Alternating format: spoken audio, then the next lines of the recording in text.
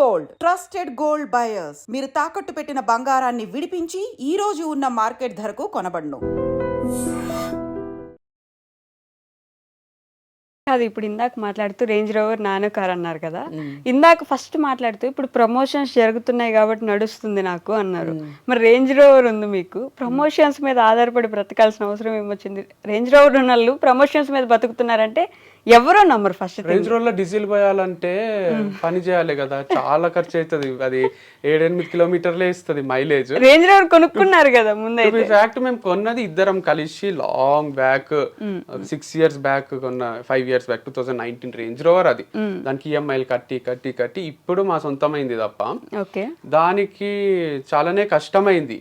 దాన్ని మెయింటైన్ చేయాలంటే సర్వీసింగ్ ఇస్తే తెలియని వాళ్ళు లేరు. 70,000 80,000 1 lakh కూడా అవుతుంది. మొన్న రిపేర్లు బెల్టులు అన్ని చేంజ్ చేసి 3 lakhs అయింది. 2 months నుంచి కడతలేడు మా అన్న. వాళ్ళకు సర్వీసింగ్ చేపించి తెచ్చిండు, ఉద్దర పెట్టిండు.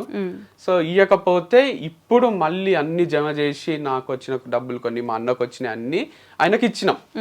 సో ఇంత కష్టం ఉంది.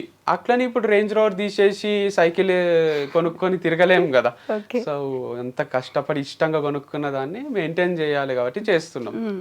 కానీ మీ లైఫ్ లో ఇట్లా అంటే ఒకసారి మోటివేషనల్ స్పీకర్ అయ్యారు, ఒకసారి బిజినెస్ మ్యాన్ అయ్యారు, ఇంకోసారి ఒక ఫామ్ నడిపించారు, మళ్ళీ ఇంకో ఫామ్ నడిపించారు, ఇప్పుడు మళ్ళీ ప్రమోషన్స్ చేస్తున్నారు. అంతకుముందు మీరు చెప్పినట్టు కాలేజ్లో బాయ్ గా చేశారు.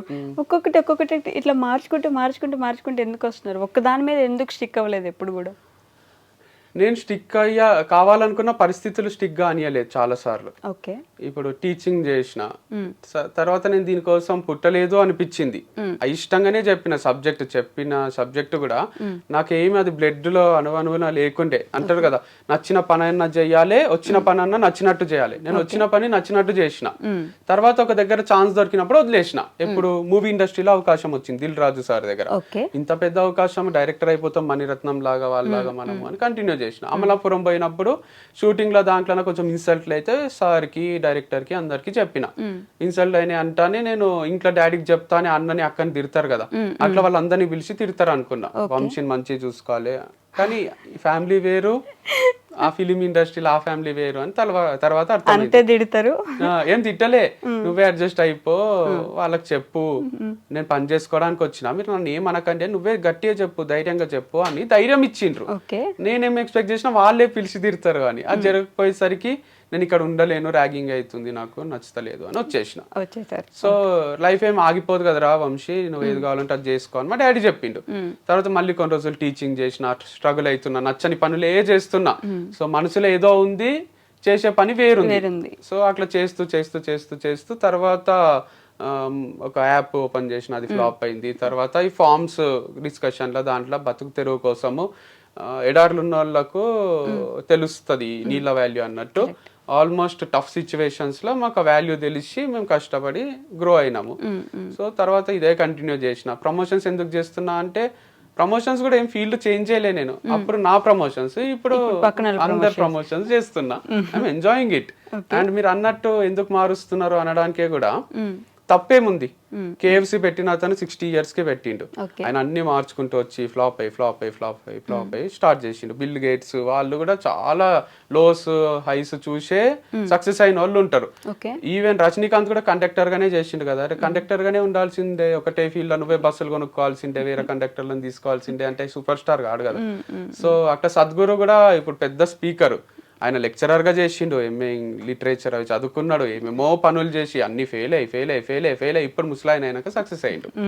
సో అట్లా పెద్ద సక్సెస్లు చూసిన వాళ్ళందరూ 100 పనులు ట్రై చేసిన వాళ్ళే ఉంటారు. అట్లా 100 పనులు ట్రై చేసి ఎక్కడో దగ్గర ఆగుదాం అనుకుంటున్నారు. అంటే అదే ఫార్ములా పాటిస్తేనే జరుగుతుంది అట్లా లైఫ్ లో. Maybe life is making me even more stronger. ప్రతి దానికి రెడీ చేస్తుంది అనుకుంటున్నాను.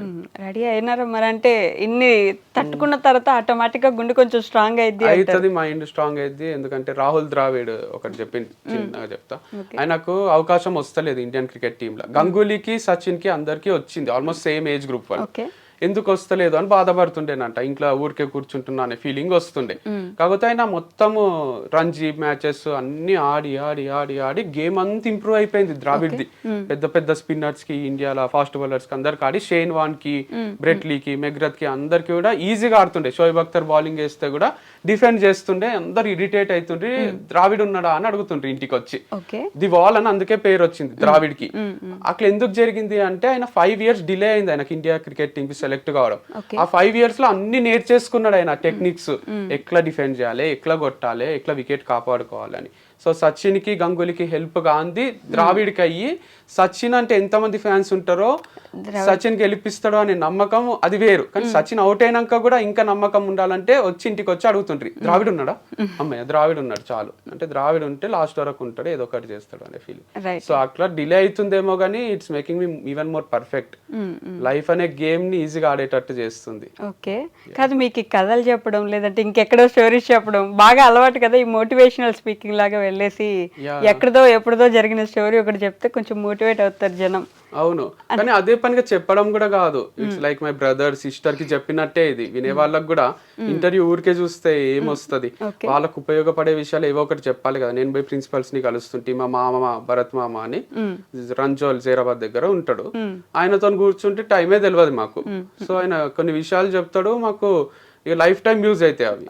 అట్లా కొందరు పర్సన్స్ ఉంటారు లైఫ్ లో. ఈవెన్ మా డాడీ కూడా చాలా విషయాలు చెప్పిండు. నిన్న పూరి జగన్నాథ్ గారిది వింటుంటే, మనము ఏదో అనుకుంటున్నాము, మనం మార్స్ లో పోయి ల్యాండ్ కొంటామా, ఈడ ఎందుకు కొన్ని ఏదో ఫీల్ అవుతున్నారు, మనం వదిలేసే పోవాల్సి వస్తుంది కదా అని ఒక కాన్సెప్ట్ చెప్తుండు. మా ఫాదర్ కూడా అట్లనే చెప్తారు, లైక్ రెంట్ కి వచ్చినాం, మనము రెంట్ కట్టేసి ఉంటున్నాము, మనం ఏదో ఒక రోజు చనిపోవాల్సిందే, భూమి మీద రెంట్ కడుతున్నాము, 1000 ఏళ్ళు బతకం, మనము 2000 ఏళ్ళు బతకము, సో ఈజీ తీసుకోండి, అందరు వెళ్ళిపోవాల్సిందే అన్నట్టు మాట్లాడుతుంటాడు.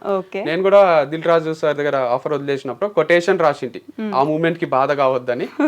ఏమున్నోడు ఏం లేనోడు ఇద్దరు చచ్చిపోతారు. ఏమున్నోడు అంటే AIM ఇంగ్లీష్ లా, ఏమున్నోడు గోల్ ఉన్నోడు, ఏం లేనోడు అంటే తెలుగులో ఏం, ఏం లేనోడు అంటే ఒక గోల్, ఒక అంబిషన్ లేనోడు, ఉట్టిగా బతికేస్తున్నాడు, ఏదో సాధిద్దామని సాధించినోడు, అన్ని చేసేటోళ్ళు ఇద్దరు చచ్చిపోతారు. నీకెందుకు బాధ, లైట్ తీసుకో, లైఫ్ అనేది ఏం పర్మనెంట్ కాదు, ఇట్స్ టెంపరీ అని. బట్ ఇట్స్ లైక్ గోల్ ఉండడమే బెటర్. మెచ్యూరిటీతో పాటు అవి కూడా అర్థమవుతున్నాయి. సో గోల్ లేకుంటే ఎట్లా బతుకుతున్నాం, ఏం బతుకుతున్నామో అర్థం కాదు. రోజు ఫుల్ బాటిల్ తాగి పండుకోబుద్ది అవుతుంది, అది తప్పు కదా, లివర్ ఖరాబ్ అవుతుంది, మనకి ఎఫెక్ట్ మన ఫ్యామిలీ మెంబర్స్ కి. కానీ ఒక సైడ్ మీరు అన్నట్టు నిజంగానే మోటివేట్ అయ్యే వాళ్ళు ఉంటే, ఇంకో సైడ్ మా తలనొప్పి వచ్చాడు ఏదో ఒకటి చెప్తాడు మళ్ళీ ఇప్పుడు అనుకునే వాళ్ళు కూడా ఉంటారు నాకు తెలుసు. కానీ నీడ్లున్న వాళ్ళకి చాలా హెల్ప్ అవుతుంది లేండి, మంచి మాటలు, మంచి విషయం చెప్పడము. వాళ్ళకు లైఫ్ మొత్తం చేంజ్ అయ్యే ఛాన్సెస్ కూడా ఉంటాయి. సో నవ్వుతూ ఉండాలి, ఎనర్జెటిక్ ఉండాలి. సో ఫెయిల్ అయినా ఏం కాదు, ఎండ్ ఆఫ్ లైఫ్ కాదు అనేది ప్రాక్టికల్ గా ప్రూవ్ చేస్తున్నా కదా నేను. చెయ్యాలని ఇవన్నీ చేస్తలేను కానీ చాలా టఫే. Company fail, marriage life fail, love fail, ఇది అది అని కాదు, అన్ని ఫెయిల్యూర్ చూసి కూడా పొద్దున్న లేస్తా, తింటా, పని చేసుకుంటా, బతుకుతా, ఒక అకౌంట్ ఉంది, కార్ ఉంది, అన్ని మెయింటైన్ చేయగలుగుతున్నా, అన్ని చేయగలుగుతున్నా, చచ్చిపోతలేను, బాధపడుతూ ఇంట్లోనే కూర్చుంటలేను అంటే మీరు ఎందుకు ఫీల్ అవుతున్నారు? చిన్న చిన్న వాటికి ఎగ్జామ్ లో ఫెయిల్ అయినాము, లైఫ్ లోనే ఫెయిల్ అయినా కదా. బట్ స్టిల్ నేను లివింగ్ ఎగ్జాంపుల్, మొత్తం ఫెయిల్ అయ్యి కూడా సక్సెస్ కదా. ఫెయిల్ అయ్యితో ఉండిపోవడం వేరు, ఇట్లా లేచి మళ్ళీ బయటకు వచ్చి ఏదో ఒకటి ట్రై చేయడం వేరు. అదే నేర్పిస్తారు కదా. పడడం ఫెయిల్యూర్, లేవడం సక్సెస్ కదా. కరెక్ట్. సో అది అర్థం చేసుకుంటే అందరూ ఫాలో కావాలి ఈ రోజే.